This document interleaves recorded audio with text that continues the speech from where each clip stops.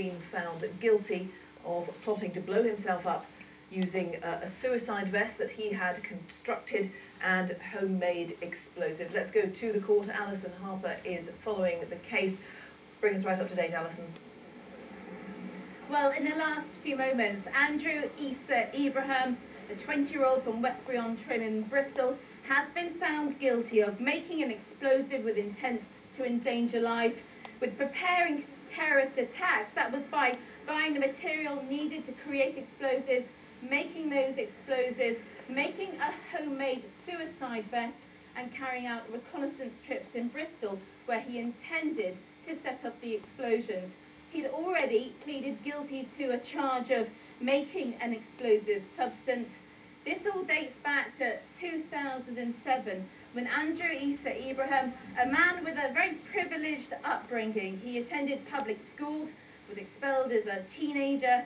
He then became a convert to Islam, and then he developed an unhealthy fascination with explosives, as John Kay can now report. Andrew Issa Ibrahim had a privileged upbringing. A doctor's son, he attended top public schools. But as a teenager, everything changed. He converted to Islam, then he became addicted to heroin, and then addicted to terror. Hi everyone, today's experiment is with HMTD or hexamethylene triperoxide diamine. He experimented with explosives and filmed this on his mobile phone. Ibrahim was arrested after a tip-off from members of Bristol's Muslim community. They were concerned about extremist statements he'd started making. Inside his flat in the quiet suburb of Westbury-on-Trim, officers found a suicide vest and an electrical circuit capable of detonation. Ibrahim had all the things he needed to make a viable explosive device. He was dangerous. He had made a highly volatile explosive. He made sufficient quantity to cause serious harm, if not death, to people. And he'd made a means of transporting that explosive and a means of detonating that explosive. These pictures, taken in police custody, show how Ibrahim injured himself while experimenting here in his council flat. He told the trial that the things he got up to here were just for fun, to film and put on the internet, that he never intended to hurt anyone.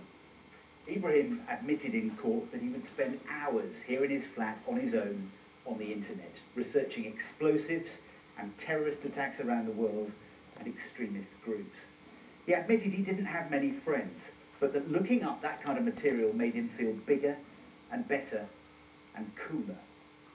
His lawyer told the trial that Ibrahim was just a fantasist and not a fanatic, but the prosecution claimed he was planning a terror attack in this Bristol shopping centre. They said he was caught on camera carrying out a reconnaissance trip, logging details on his mobile phone. This terrorism expert says Ibrahim, with his history of drug addiction, is one of a growing number of troubled young men attracted to extremism.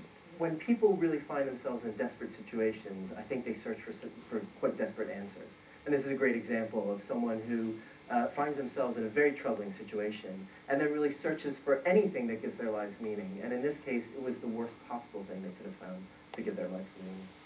Andrew Issa Ibrahim, a public schoolboy turned drug addict, Muslim convert turned suburban terrorist.